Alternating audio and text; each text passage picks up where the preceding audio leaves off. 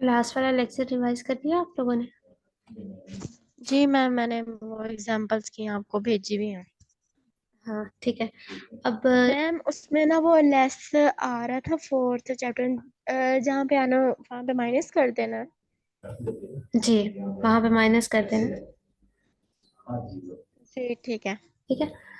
और उसके बाद हमारे पास आती है बैलेंस शीट। बैलेंस शीट जो होती है वो तो आपका स्नैपशॉट होता है ना, ये हमने कल भी बात की थी। जी लेकिन उसके जी। बाद हमारे पास आती है एक इनकम स्टेटमेंट। ठीक है। इनकम स्टेटमेंट क्या करते हो? बैलेंस शीट आप at the end of year देखते हो, मतलब कोई भी स्पेसिफिक टाइम पीरियड की। लेकिन इनकम स्टेटमेंट जो होती है वो आप कह लो वीडियो रिकॉर्डिंग होती है, जो आप पहले करते हो। मतलब ये बैलेंस शीट बनाने से पहले, इस स्नैपशॉट लेने से पहले आप उसकी वीडियो रिकॉर्डिंग करते हो, और फिर जब ये स्नैपशॉट ले लेते हो और उसके बाद भी आप फिर करते हो। ठीक है। मतलब इनकम स्टेटमेंट जो है वो बैलेंस शीट बनाने से पहले और बाद में आप कैलकुलेट करते हो, उसको बनाते हो। इनकम स्टेटमेंट क्या होती है? ये भी स्पेसिफिक पीरियड ऑफ टाइम की होती है। और इसमें आपको क्या होता है, आपको यहाँ पे इनकम होती है, जो भी आपका प्रॉफिट आ रहा है वो आप कैलकुलेट करते हो रेवेन्यू माइनस एक्सपेंसेस करके। ठीक है। जितना आपका टोटल रेवेन्यू है उसमें से आप अपने एक्सपेंसेस सारे निकाल देते हो, तो जो रिमेनिंग अमाउंट होती है वो आपकी कंपनी की इनकम होती है। ठीक है।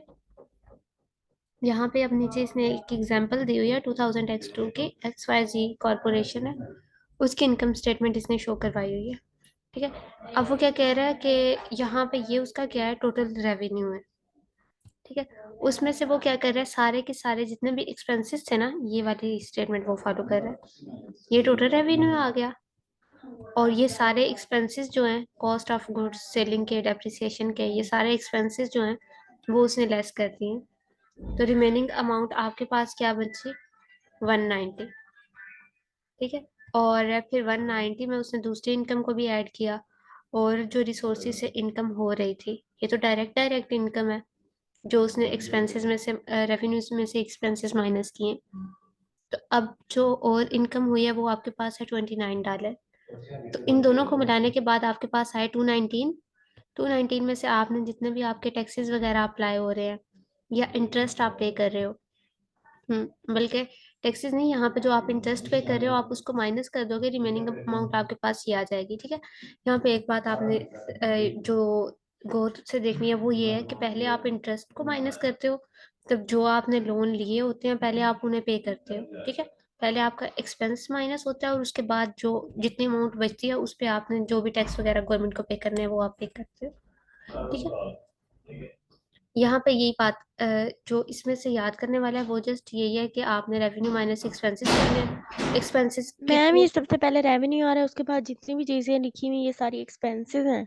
जी ये सारे एक्सपेंसेस हैं, ये तीनों जो है ये एक्सपेंसेस है आपके पास, और इधर से ये तीन जो लाइंस हैं ये आपके पास एक्सपेंसेस हैं। ठीक है। ये उसने जी रेड हाईलाइट भी किया हुआ है कि ये रेवेन्यू है आपके पास, ये यहाँ पे तो इसने लिखा भी हुआ है, और नीचे ये जो सारे हैं ये सारी चीजें आपके पास एक्सपेंसेस में आ रही। ठीक है। मैम, जब हमने ये सारा कुछ कर लिया रेवेन्यू और एक्सपेंसेस का, फिर हम लोग अदर इनकम और इसको क्यों टैक्स को सारा इंक्लूड कर रहे हैं इसमें? क्योंकि तो अभी हमारे पास इनकम आ तो गई है।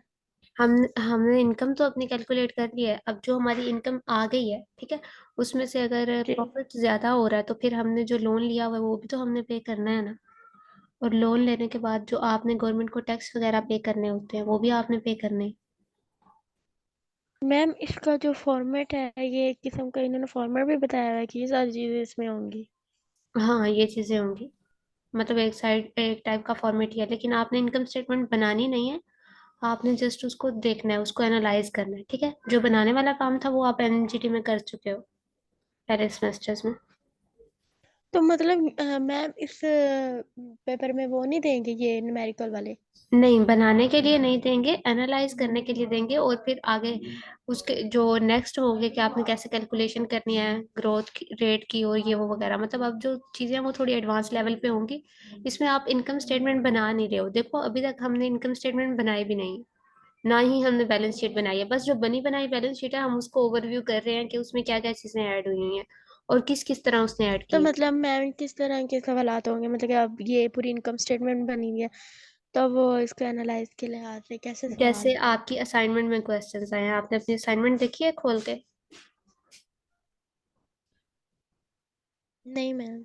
ठीक है, तो उसको देख लें। ठीक है, वहां पे भी आई थिंक सो कि बैलेंस शीट या इनकम स्टेटमेंट में से कोई एक बनी हो या वो नीचे उसने क्वेश्चन पूछे हो। तो ये है कि अभी हम आगे प्रोसीड करेंगे ना, जैसे जैसे अभी तो हम जस्ट उसको देख रहे हैं, अभी तो हम थ्योरेटिकल चल रहे हैं पहले पहले लेक्चर्स में। और उसको देख रहे हैं कि जी। आपने इसको स्टडी आउट कैसे करना है, इसमें क्या चीज़ कौन सी है, अभी तो जस्ट फार्मूला तक बात है। आगे जाके हम मजीद इसकी कैलकुलेशन करेंगे कि हमने बैलेंस शीट में से क्या चीज़ देखनी होती है और इनकम स्टेटमेंट में से क्या देखना होता है। ठीक है, अभी तो हम जस्ट पढ़ रहे हैं कि ये होती क्या है तो और मैम फिर इसमें हम क्या ये क्या अभी चीज़ें होती प्रैक्टिस ना करें जो कर रहे हैं। हैं। जी। तो अभी ये प्रैक्टिस ना कर रहे हैं जो कर रहे हैं। तो मैं प्रैक्टिस नहीं कर रही हूँ, मैं नहीं just नहीं मैम, जो मैंने की थी। अच्छा, आपने जो प्रैक्टिस की थी वो आप अपने प्रैक्टिस के लिए करना चाह रहे हो तो करो, क्योंकि आपने एमजीटी में प्रैक्टिस नहीं की हुई। वैसे मैं आपको जी। पेपर के पॉइंट ऑफ व्यू से बता रही हूँ कि पेपर के लिए आपको ये सब करने की जरूरत नहीं है। लेकिन अपने अगर अच्छा अपने ठीक। कॉन्सेप्ट्स क्लियर करने हैं फिर तो आप लोग जरूर करो। जी ठीक है मैम। और उसके बाद यहाँ पे जो चीज़ याद रखने वाली है वो ये है कि पहले आप इंटरेस्ट जो भी आपने टैक्स लोन वगैरह सॉरी पे करना होता है वो आप करते हो। और उसके बाद आप गवर्नमेंट को टैक्स देते हो जो रिमेनिंग अमाउंट होती है उसमें से। और उसके बाद जो अमाउंट आती है वो आपके पास कितना होती है, वो आपकी नेट इनकम होती है। ठीक है, अब यहाँ पे नेट इनकम में से आपने क्या किए हैं, जो आपकी प्री टैक्स इनकम थी, मतलब टैक्स से पहले की जो इनकम थी उसमें से आपने टैक्स को निकाल दिया। तो आपके पास कितनी इनकम आ गई, नेट इनकम। अब देखो यहाँ पे नेट इनकम का ये फार्मूला भी बन रहा है, प्री टैक्स इनकम या फिर टोटल इनकम माइनस टैक्सेस। तो ये आपके पास नेट इनकम आ जाएगी। ठीक है, और नीचे यहाँ पे उसने दिया हुआ है अब जो नेट इनकम आई है, जो 86 आए हैं डॉलर, उससे क्या होगा। या तो वो डिविडेंड्स को पे हो जाएंगे, मतलब जो आपने क्रेडिट लिया हुआ है वहां पे आप उसको पे कर दोगे। या फिर क्या होगी, वो रिटेन्ड अर्निंग में शो हो जाएगा। यही दो चीजें हमने कल देखी थी कि जो कैश फ्लो होता है वो आगे से किस किस तरह डिवाइड होता है। एक तो आप टैक्स पे कर देते हो, और फिर आप जी। जो क्रेडिटर्स होते हैं आपके, उनको डिविडेंड की फॉर्म में उनको पे कर देते हो। और साथ में कुछ जो अमाउंट होती है वो आपकी रिटेन अर्निंग हो जाती है। तो अगर 86 है तो इसको डिवाइड करेंगे 43 बनेगा। 43 ही हम रिटेन्ड में कर देंगे और 43 ही हम डिविडेंड को दे देंगे। ठीक है, इक्वल अमाउंट। जी। उसके बाद यहीं पे यहाँ पे इसने इसी को एक्सप्लेन किया हुआ है, वो वहां पे पहले उसने ऊपर वाले सेक्शन को किया, अब नीचे वाले को मैंने आपको सारे को एक ही दफा एक्सप्लेन कर दिया। ठीक है, तो जी। ये इसे 2-3 पेजेस पे ये पिलाए हुए हैं। और यहाँ पे आपके पास आता है इनकम स्टेटमेंट को आपने एनालाइज कैसे करना होता है। 3 स्टेप्स होते हैं जो आपने इसके माइंड में रखने हैं, वो ये 3 स्टेप्स हैं। ठीक है, गैप है आपके पास जी। Generally accepted accounting principle, non cash items, और थर्ड है आपके पास टाइम एंड कॉस्ट। अब आपके पास गैप क्या होता है। ठीक है, उसमें आपके पास दो चीजें आती हैं, एक होता है रियलाइजेशन प्रिंसिपल और दूसरा है आपके पास मैचिंग प्रिंसिपल। रियलाइजेशन प्रिंसिपल में क्या होता है कि आपको रेवेन्यू का पता चल जाता है। ठीक है, जब आपकी अर्निंग प्रोसेस है वो कंप्लीट होता है तो फॉर एग्जांपल आपने कोई चीज़ सेल करनी है, अपनी प्रोडक्ट्स आपने सेल करनी है। ठीक है, तो आपने क्या करना है, उसके बदले में आपको अमाउंट चाहिए। जब वो आपको अमाउंट मिल जाएगी, प्रोडक्ट सेल हो जाएगी, तो फिर आप उसको बोलोगे कि आप उसकी एंट्री यहाँ पे करोगे, वो आपका रियलाइजेशन प्रिंसिपल होगा। मतलब पहले एंट्री नहीं कर दोगे, या ये नहीं कि प्रोडक्ट आपने बस सेंड कर दिया अभी अमाउंट नहीं आई तो आपने एंट्री कर दी, नहीं ऐसा नहीं होगा इसमें। ठीक है, जब प्रोडक्ट मैम आए, मतलब वो पैसे मिलेंगे तो तब। हाँ, अमाउंट कलेक्ट करने के बाद आप इसको देखोगे तो वो आपका होगा रियलाइजेशन प्रिंसिपल। ठीक है, और मैचिंग प्रिंसिपल में आप क्या करते हो। मैम ये इसमें डिफरेंस मुझे बता दीजिएगा, ये रेवेन्यू एक्सपेंसेस और मतलब मैम इससे मिलता जुलता और था तो इसमें ना वो हो जाती है, कंफ्यूज हो जाता है बंदा। ठीक है, देखो, एक्सपेंस वो होते हैं जो आपने खर्च करने होते हैं, मतलब जो आपके अखराजात होते हैं जो आपने देने होते हैं वो आपके एक्सपेंसेस में आते हैं। अब रेवेन्यू जी। जो कौन सी अमाउंट होती है जो आप रिसीव कर रहे होते हो, एक्सपेंस वो होते हैं जो आप दे रहे होते हो, रेवेन्यू आप रिसीव कर रहे होते हो। ठीक है, और जी। इसमें मैचिंग प्रिंसिपल में हम ये देखते हैं कि जो हमने अर्न किया है, यानी कि जो हमारे रेवेन्यू है वो हमारे जो एक्सपेंस है उनसे इक्वल है या उनसे मैच कर रहे हैं या नहीं कर रहे हैं। ऐसा तो नहीं हो रहा कि हमारे रेवेन्यू जो है वो कम है, मतलब हमारे इनकम के सोर्सेज जो हैं वो कम है और हमारे एक्सपेंस बढ़ते ही जा रहे हैं। ठीक है, जी इसको हम यहाँ पे भी इसको कंसीडर करेंगे।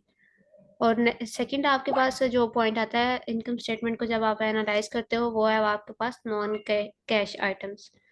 आप ये भी देखते हो कि आपके पास नॉन कैश आइटम्स जो हैं वो कौन कौन से हैं। ठीक है, सबसे पहले जो आपके पास आता है वो आपके पास आती है डेप्रिसिएशन। ये डेप्रिसिएशन को आप नॉन कैश रखते हो। डेप्रिसिएशन होती क्या है? आप फॉर एग्जांपल आपने एक कार बाय की है, ठीक है, 5 साल के बाद क्या हुआ है, आपने उस पे जो उसकी कार की वैल्यू थी पहले, मार्केट वैल्यू थी, अब 5 साल के बाद उसकी वो मार्केट वैल्यू नहीं रहेगी, वो चेंज हो गई, ठीक है, या तो ज्यादा होगी या जी। फिर कम होगी। और अगर आपने वो 5 साल यूज की है कार, तो जाहिर बात है उसका इंजन, उसके सारे बॉडी पार्ट्स और उसकी मतलब हर चीज वो उस स्टेट में नहीं है जो पहले थी। ठीक है, जी हो सकता है अब गियर वगैरह, बैटरी वगैरह, मतलब कुछ भी उसका पहले जैसी कंडीशन में नहीं था। और हो सकता है आपने उसके रिपेयरमेंट के ऊपर कोई चार्जेस भी लगाए हों, कोई एक्सीडेंट हुआ हो, या वैसे ही चलो खराब हो जाती हैं कुछ चीजें, वो आपने चेंज भी जी। करवाई हो। तो वो सारी जितनी भी अमाउंट चार्ज होगी वो आपकी होती है डेप्रिसिएशन।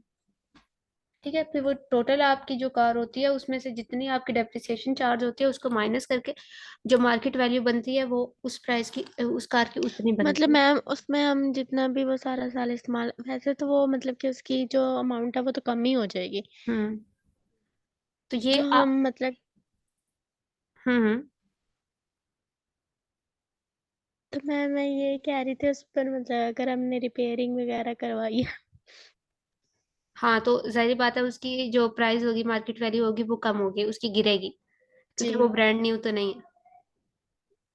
जितना आप यूज करोगे उतनी उसकी आप तो मैम कार को उतनी छोड़ो, वैल्यू आप हमने ले ली तो उसमें से कौन सी माइनस करेंगे? डेप्रिसिएशन वाली जो, अब, चलो आप कार को छोड़ो, आप मोबाइल की एग्जांपल ले लो। जी आप मोबाइल फोन लेते हो, ठीक है, फॉर एग्जाम्पल आपने 30,000 का लिया। अब आपको 1 माह बाद ही यूज कर लो, ठीक है, 1 माह बाद ही आप उसकी मार्केट में जाके प्राइस चेक कर लो, आपको पता चल जाएगी। हालांकि उसको मतलब कोई भी वो उसमें आपने उसको कोई चेंज नहीं करवाया, उसकी स्क्रीन वगैरह, एलसीडी सब कुछ बिल्कुल तो परफेक्ट मैम है। डेप्रिसिएशन कैसे नहीं, जितनी हमने इस्तेमाल कर लिया उसको टोटल पे डिवाइड हाँ, करना है? हाँ, उसको माइनस करना है जितने आपने यूज किया, या जितने भी इम्पेयरमेंट चार्जेस आए हैं उसको टोटल प्राइस में से माइनस कर देते हैं, वो डेप्रिसिएशन होती है। ये परसेंटेज में होती है कि 5% डेप्रिसिएशन अप्लाई करनी है, 10% करनी है, 15 2% करनी है, वगैरह वगैरह। और मैम नॉन कैश आइटम में ये डेप्रिसिएशन ही आएगी? हाँ, नॉन कैश आइटम में डेप्रिसिएशन आती है, तो क्योंकि मैम इसको इनकम स्टेटमेंट में नहीं लिखते ना? इसको आप अपने इनकम स्टेटमेंट में, हाँ नहीं, एक सेकेंड,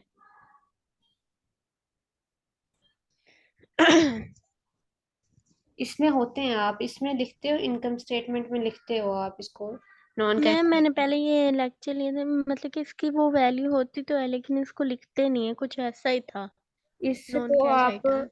अकाउंटिंग जो आपकी इनकम स्टेटमेंट होती है ना उसमें नहीं लिखते हो, लेकिन आप इसमें इनकम स्टेटमेंट में इसको नॉन कैश आइटम्स को लिखते हो। देखो हमने ऊपर पढ़ा है 3 चीजें, कि हमने इस इन चीजों के अकॉर्डिंग अपनी इनकम स्टेटमेंट जो है उसको एनालाइज करना है। जाहिर बात है, अब नॉन कैश कैश आइटम जो है वो इनकम स्टेटमेंट में है तो हम उन्हें एनालाइज कर रहे हैं ना।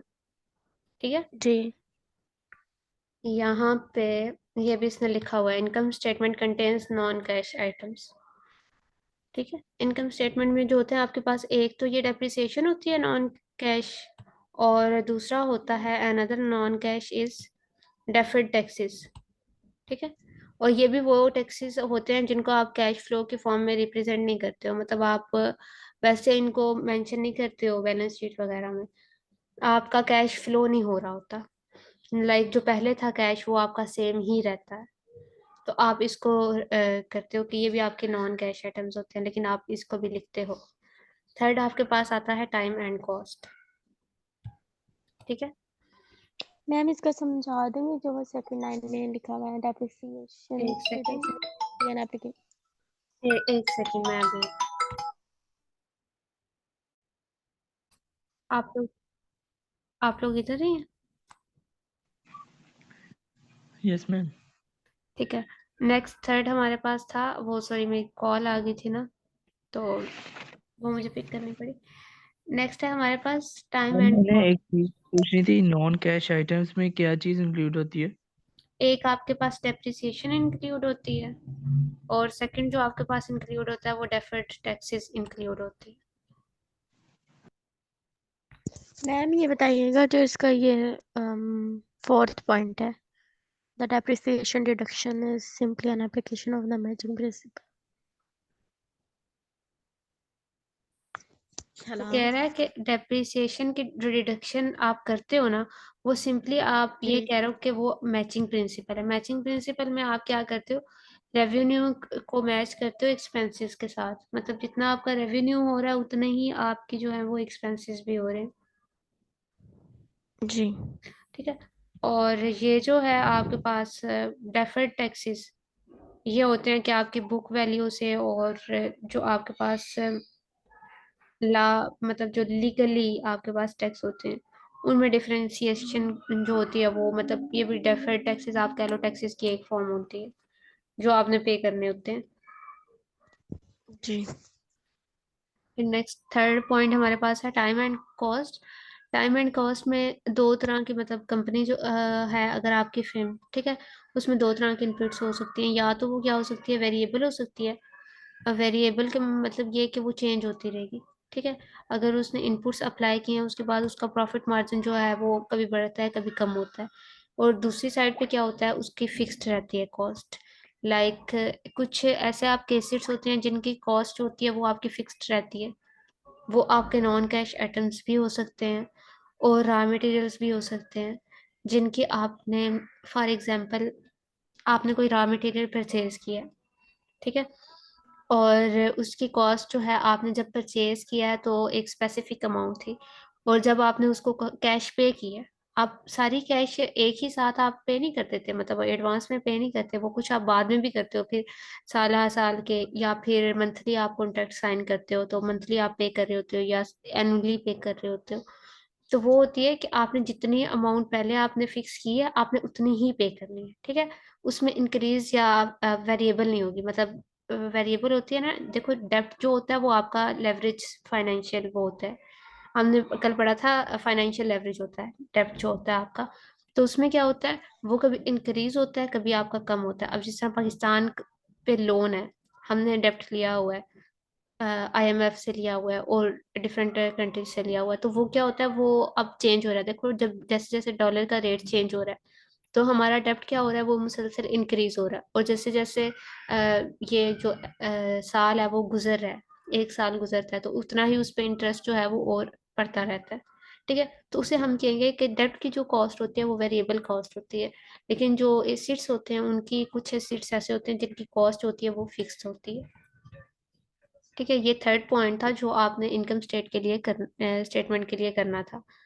यहाँ पे उसने बताया हुआ है कि प्रोडक्ट कॉस्ट जो होती है वो आपकी रॉ मटेरियल की कॉस्ट होती है, लेबर कॉस्ट की होती है। फॉर एग्जांपल अब प्रोडक्ट जो है आपकी, ठीक है, उसकी कॉस्ट आ गया। एक आपने पेन की ही एग्जांपल ले लेते हैं, पेन जो बनता है आपका कंपनी में, तो उसमें क्या होता है आपके पास, आपने उसमें रॉ मटेरियल यूज करते हो, आप लेबर्स को कॉस्ट देते हो, जो मशीनरी चल रही है उस पे जो एक्सपेंस आया, जो मशीनरी आपने बाय किया वो है, आप इलेक्ट्रिसिटी बिल पे कर रहे हो, ठीक है, आप गवर्नमेंट के टैक्सेस पे कर रहे हो, वो सारे जो कॉस्ट है उसको इंक्लूड करके आपके पास $2 आते हैं एक पेन को मैन्युफैक्चर करने में, ठीक है, उसको बनाने में, उसको प्रोडक्ट करने में। तो उसके बाद वो जो कॉस्ट होती है, अब जब आप उसे मार्केट में लेके जाते हो तो फिर आप क्या करते हो, उसकी वैल्यू चेंज कर देते हो। या तो आपके पास एक ये ऑप्शन होता है कि आप फिक्स रखो वैल्यू, ठीक है, आप उतनी ही जितनी कॉस्ट आई है उसी पे सेल कर दो, फिर इसमें क्या होगा, आपको प्रॉफिट नहीं होगा। और दूसरी साइड पे आप क्या करते हो, वेरिएबल कॉस्ट रख देते हो। आपने कंपनी से अपने से डायरेक्ट निकाला, होलसेल रेट पे आपने सेल किया, और फिर वो होलसेलर जाके आगे जो मार्केट में वो मार्केट वैल्यू पे सेल करते हैं उसको, ठीक है। तो उसकी कॉस्ट क्या होती है, वेरिएबल भी हो सकती है आपकी, जो प्रोडक्ट आप डिजाइन करते हो कंपनी में, और उसके जो कॉस्ट है वो फिक्स्ड भी हो सकती है। ठीक है। और उसके बाद है पीरियड कॉस्ट, वो कह रहा है इसमें क्या क्या चीजें आती है, सेलिंग प्रोसेस आता है कि आप जब सेल कर रहे हो तो वो कितने आप टाइम ले रहे हो, कितना टाइम पीरियड में आप उसको सेल कर रहे हो, ठीक है। जनरल आ जाता है मैम, ये कि जब आप, मतलब कि हम एनालाइज करते हैं कि इसमें जितनी भी मतलब की चीजें आ रही होती है आप एनालाइज तो करते हो कि मतलब कि आगे बयान कर रहे हैं एक एक पॉइंट को। हम्म कि आपकी जो टाइम है आपका वो कितना लग रहा है, और आपकी कॉस्ट जो है वो आपकी फिक्स्ड रह रही है या चेंज हो रही है, वेरिएबल हो रही है। ठीक है। जी। और ये जो एक्सपेंसेस होते हैं, एडमिनिस्ट्रेटिव एक्सपेंसेस, ये इसमें आपके पास इंक्लूड हो जाते हैं जो आप सैलरीज पे करते हो, या एडमिनिस्ट्रेटिव एक्सपेंसेस में आपके पास जो आप बाय कर रहे हो स्टेशनरी वगैरह, वो यहाँ पे इंक्लूड हो जाते हैं। ठीक है, उनको आप क्या करते हो, वेरिएबल तौर पे कंसीडर करते हो कि वो वेरिएबल रहते हैं, लेकिन वो फिक्स्ड भी हो सकते हैं। अब नेक्स्ट हमने इधर बात की थी अपने इनकम स्टेटमेंट में कि हम टैक्सेस पे करते हैं, गवर्नमेंट को टैक्सेस पे करते हैं।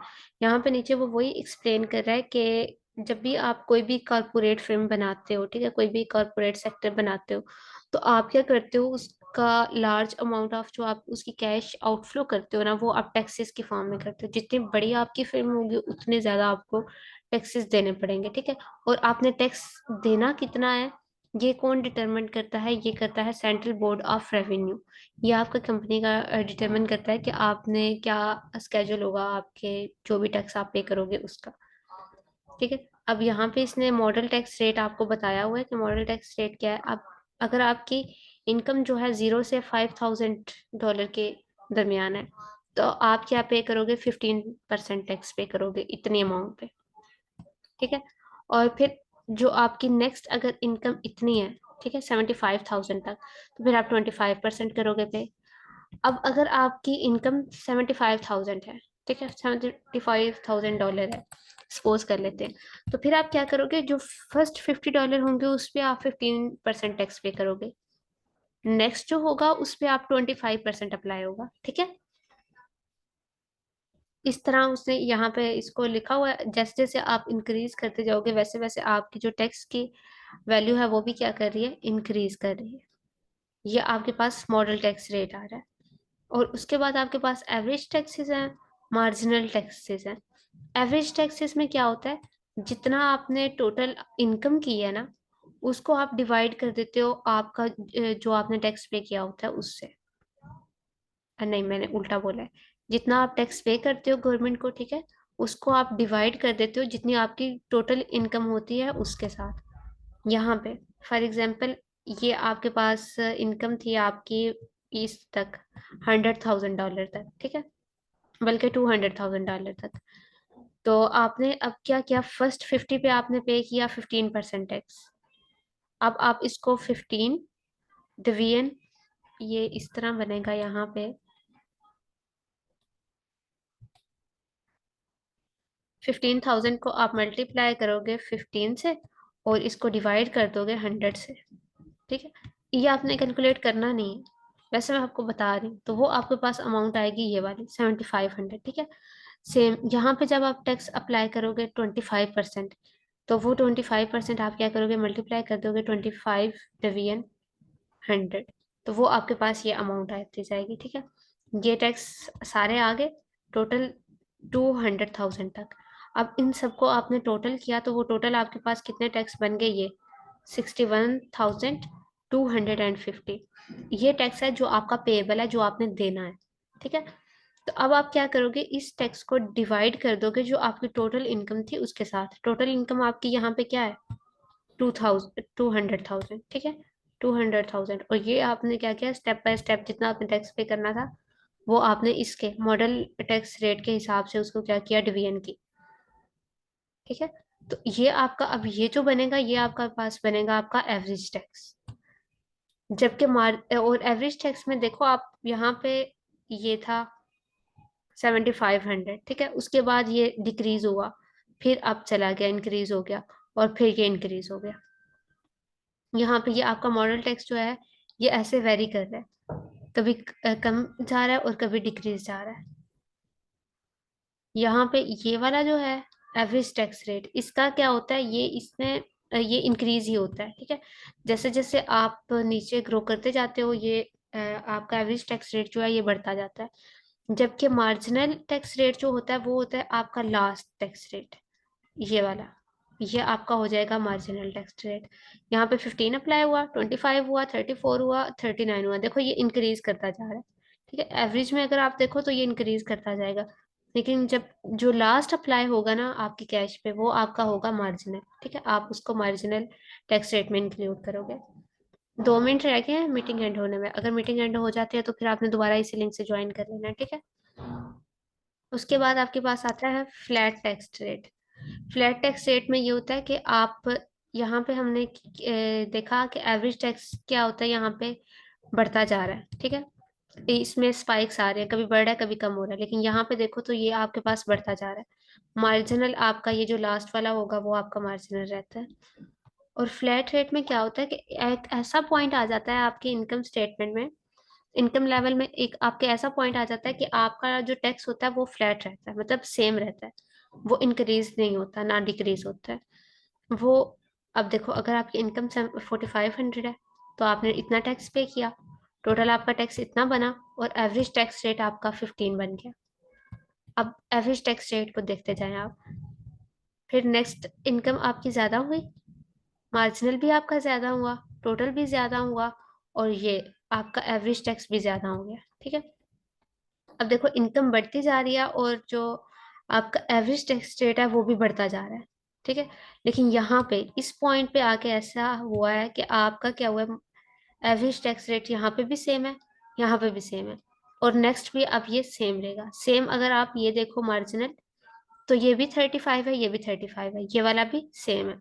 और अब यहाँ पे इस पॉइंट पे आके क्या हो गया, ये आपका टैक्स फ्लैट हो गया, ठीक है। अब अगर आगे भी इससे आगे भी आपकी इनकम बढ़ती रहती है, तो आपको टैक्स जो पे करना पड़ेगा वो आपको जस्ट इतना ही पे करना पड़ेगा, ठीक है। ये आपकी लिमिट आ गई है, इससे ज्यादा आप नहीं पे करोगे। ये अब आपका जो टैक्स पे होगा वो फ्लैट हो गया, ठीक है। यहाँ पे उसने उसी पॉइंट को क्या किया हुआ है, समराइज किया हुआ है कि अगर आपका एवरेज टैक्स रेट कम होता है तो आपका जो मार्जिनल टैक्स रेट है ना, वो जाहिर बात है वो भी कम होगा, ठीक है। और अगर आपकी कारपोरेशन क्या कर रही है, ज्यादा प्रॉफिट अर्न कर रही है, तो उसको उतना ही टैक्स भी पे करना पड़ेगा, ठीक है। उसको इनकम टैक्स भी उतना ही पे करना पड़ेगा। और नेक्स्ट है आपके पास, it will normally be marginal rate that is relevant for financial.